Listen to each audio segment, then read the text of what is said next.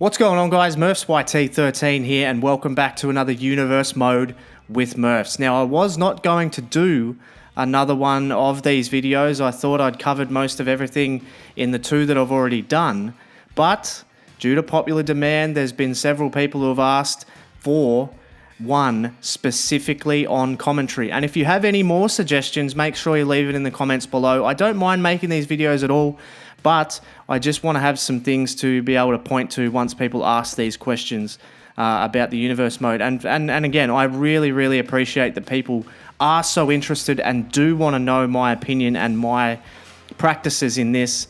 As far as recording commentary goes, I explained it pretty much at the start of the editing video, but I'll just have it playing over the top exactly what I do. So basically, as you'll see as it just plays along here, I open up GarageBand and I open it simultaneously with iMovie, and basically all I do is I create a new track in GarageBand. I have a couple of little settings that you can see there. All it is I've just got a little bit of reverb. That's the only thing, is to just give my voice a little bit of air and take away the boxiness of my voice, so it doesn't sound like I'm sitting in a room, and it sounds more like I'm in the arena with the show, as part of the show. Instead of me just sounding like I'm sitting in a room commentating a show, I want to sound like I'm actually there. So that part of it's really important for me. But yeah, as you can see, that's very simple. It's just simultaneous, and then I simply insert the audio track into the commentary. I'll usually have a few sort of things that I do within my commentary that help me sync up the commentary, which is kind of accenting moves and sort of accentuating moves with my voice by sort of saying a word with a little bit of extra impetus, and that will sort of let me know pretty accurately where I have to sort of sync it up with. So, for example, if someone hits a suplex, I'll say suplex or something like that, and I will know, due to the jump in the audio, that is where the edit point can be, and that's where I can sync it up. That's a general rule. Otherwise, you can do sort of a 1, 2, 3 clap during the intro or something like that, but I find it easier to just sync it up that way. So just in terms of commentary, just a general thing, I've come up with sort of 5 key steps to a good commentary. Now, I'm going to start with preparation. Preparation for me, I'm talking not about doing my prep in terms of knowing the history of the universe mode or like reading up or going back and watching old episodes or anything like that. I know the story. I'm telling the story. I know where the story's going. I'm the one telling the story. So preparation for me isn't so much knowing the moves, knowing that all sort of comes secondary. Preparation for me is making sure everything is edited and everything is finished before commentary, because that is very important. I need to immerse myself in the show. So if I have to make little edits to crowd reactions and things like that, if I go in and none of that is done and the crowd sounds dead and there's no atmosphere, then that affects my performance. So number 1 for me is preparation. Make sure your episode is 100% finished before you commentate it, so then you can actually take in the whole show and you can live the show. That's just my personal belief, is I have to make sure I am prepared. I have to make sure my mic is working. I'll do little vocal tests. I'll do all of that kind of thing. I'll make sure, for example, that iMovie is fully loaded up. I'll make sure the project is fully loaded up, because sometimes if I'm trying to do too many things at once, the audio will actually go out of sync and things like this, and it'll start to make a little crackling sound if the computer is starting to work too hard or something like that. That's just a little bit of an anomaly that I find, that it doesn't happen very often, but it is something that I do prepare for. It's something that I watch and just make sure is ready. So make sure all of your episode is just fully done, the crowd reactions are in, and I make sure my headphones are nice and loud, so I get really immersed in the atmosphere. Number 2, confidence. Confidence for me is kind of something that I struggled with in my earlier videos. If you go back and watch a lot of my earlier universe mode videos, you'll notice that I'm really not confident with where I'm going because I'd never done it before. So build your confidence and hit it at 100 miles an hour. Do not hold back. That is the big key.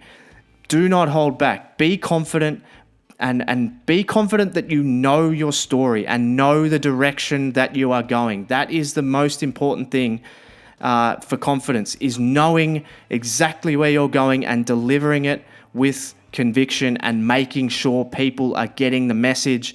Project your voice, sit up straight in your chair and make sure I've even heard of people who stand up. Hell, I've even done a few episodes standing just to make sure, get moving around while you're commentating, and just be confident and project your voice with confidence. Number 3, it sort of rolls into the same thing. Energy. Make sure you maintain your energy.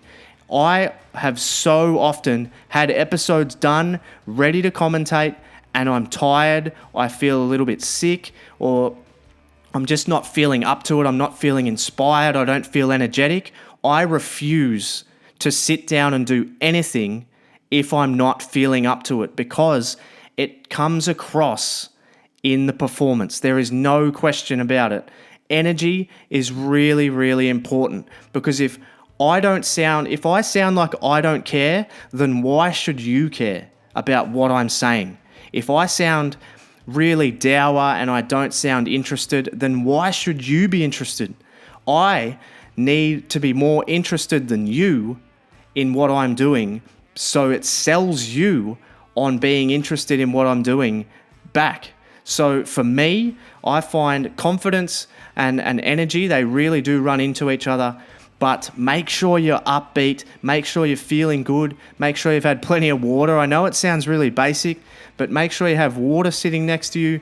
Make sure you just have your energy levels up and you're ready to go and you actually want to do it. Don't do it because you feel like you have to. But I know there's some times when you might be under a bit of a time constraint. You want to have an episode out at a certain time and you've got to push through. And trust me, I've done that before. But make sure you find a way to just keep your energy up. So this also runs into sort of energy and confidence. Let go. This is number 4 for me. Let go. Make sure you just let go of all your inhibitions. Make sure you are not hampered by maybe thinking that other people can hear you, or maybe, you were trying to sort of hold back because you don't want to seem like you're a fool or whatever on the internet. For me, the biggest thing that I have done in my YouTube time is I have let go of all of my inhibitions once I do this. Once I hit that red button, I become a completely different animal. I'm yelling, I'm screaming, I'm into the story, I'm calling people a son of a bitch, I'm talking to myself. And that's the biggest thing that sometimes can really hurt people's performance, is they feel a little bit weird talking to themselves. But if you view it as a performance and not so much as people are watching, that would be probably my advice in a nutshell, would be maybe perform like nobody is watching. That would be my number one thing in terms of letting go. Who cares what anybody thinks? I think that's the main thing as well. Who cares what anybody thinks? If you want to do this, you have to be able to let go of your inhibitions. You have to be a little bit silly. You have to be yelling. You have to be sort of into it. That's the key. Because again, it comes back. It all ties in. It comes back. If I don't sound like I care, then why should you care about what I'm doing? So let go. And finally, number 5, I think, is something that I've struggled with and something that I probably still do struggle with a little bit, and that is pacing. Make sure you are pacing yourself throughout your show, and make sure you're not just going absolutely berserk at everything. Now, I've been guilty of this in the past, probably still now. I get a little bit ahead of myself and I try and at times make everything sound like it's the biggest thing that's ever happened. But that's just sort of, I don't know, I get inspired by guys like Mauro Ranallo, for example, where he kind of accentuates everything because everything is important. You can't sort of make it so you only really get up for the major angles.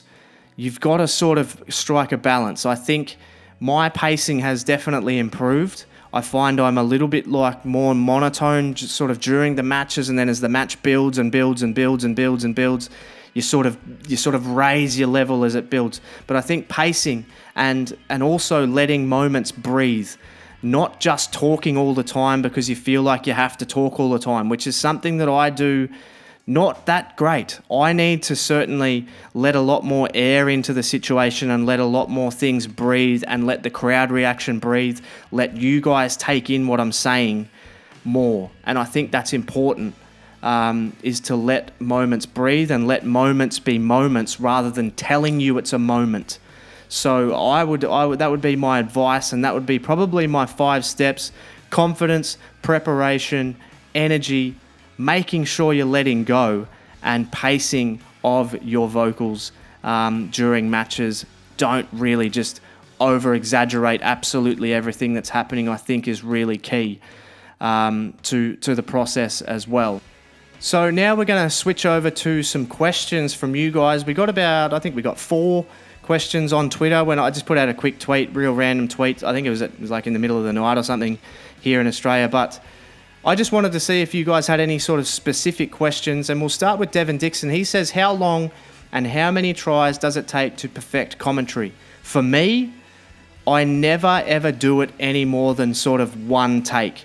There's very, very, very few times that I can actually remember where I've stopped in the middle of a match or something and just started again. The only times I will stop and hit and stop recording and then I'll start doing something else is maybe during promos. So if you'll notice, during some of my shows, I'll promote sort of the next show. So, I might promote the main event this week on SmackDown, and it's maybe like a 15, 16 second clip of the match card and all that sort of thing. Sometimes that can actually take me a couple of tries because I haven't written anything down or anything, so I'll just try and ad-lib it, and sometimes I'll mess up words, or sometimes I'll go a little bit too long, or sometimes it won't be long enough. So, and it's also a good opportunity in those transitions to just stop, maybe take a drink of water, and then sort of press on from there. So in terms of how many takes does it take, it's only one take commentary 99% of the time, but I will stop here and there during the show, but I will never ever sort of try and splice in commentary in random spots. If I stuff up, I stuff up. I think it sort of adds to the show as well. It shows that you're human and you're not a robot, and I don't like it being too perfect. As everybody probably would have seen, I left a massive burp in my latest episode of SmackDown. And, I am human. It has happened. And I think that shows more than anything that it's one take. I'm drinking and stuff as the show is going on. And, I think that's the best way to do it, is just to get that one take reaction. It's your first, and generally your first is your best. So Desmond D has a question. He says, how can I deliver the best quality commentary along with great matches on Universe Mode? Now, I'm assuming you mean the best quality commentary as in performance and as in sort of quality. So the quality aspect comes through my microphone. I think I've got a pretty good microphone. I'll put it up on screen here with the specs and all that sort of thing. That's the quality side of it, is get yourself a really nice microphone. It's not outstanding. It's just a Rode NT USB mic that plugs straight into the back of my iMac. It's just plug and play. It's always plugged in, so it's always on. So I can just grab it and do it whenever I want. But yeah, that's pretty much it, man. I think the matches side of it, I showed you how I do the matches in the editing video. I think just making sure you keep a nice balance and make sure that it's not too sort of over the top and they're kicking out of 100 finishes and that sort of thing. Just, you know what good wrestling is. You know what you like. So just do what you like. And in terms of the quality, just get yourself a nice mic, plug it in and go. Kieran says, do you do it in one take, and have you ever left a bit in you weren't meant to, let's say a burp? Yes. So I just spoke about that. Yes, it is in one take, but I do stop here and there. I left that burp in, which was just, I was horrified early in the piece, and then I thought, you know what? Who really cares? It's a bit of fun at the end of the day. And Mr. Chaos Heel, make sure you go and check his channel out. I'll have a link in the description. He does some really, really cool stuff on his channel with Universe Mode as well. He says, bit of a random question, but do you do your recording while you're home alone? As I don't feel comfortable if people are in the house.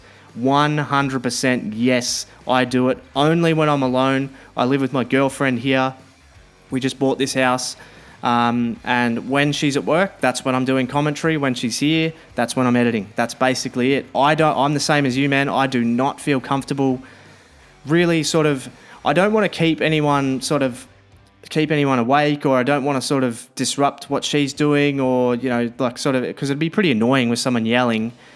But at the same time, I definitely would not feel comfortable doing it while she was here, because it's just that weird thing, you're talking to yourself, you're yelling at a video game on a screen as far as she's concerned. And as far as, a lot of people are concerned, would consider it to be strange. And yes, it would absolutely affect my performance if someone was here. I know for a fact I would be quieter. I've never had to do it, and I will never do it. That's a great question. I do absolutely 100% of my vocal recordings, even this, I'm doing while I'm by myself. There's been a couple of instances where I've done a few videos while my girlfriend's been home, but yeah, 99% of the time I am 100% by myself. I feel like it gives me the best chance to sort of be a little bit crazy, be too loud, and just be a little bit too over the top. But I think that's going to do it, guys. I hope you've enjoyed this. I hope you got something from this. The support on the channel has been absolutely amazing over the last few weeks. Judgment Day is well down the road, and I'm hoping to have it out within the next couple of weeks. I can't promise anything. I've been working. It's really flat out at work at the moment, so editing time has been slashed pretty much in half, because you get home from work and you just can't be bothered sort of sitting down at the computer and sitting down for 3 or 4 hours and going to bed at 2 a.m. or 3 a.m. or something, just, for the sake of getting something out. But it is well down the road. I've only got a couple of matches more to do, and then just a few of the other little bits and bobs. But yeah, as I said, thank you so much for the support on the channel. Thank you so much for the questions from you guys. As I said, I hope you've gotten something out of this video, if nothing else. I appreciate you watching, as always. And as always, for Murfs YT13, thank you so much for watching, and I'll catch you on the next one.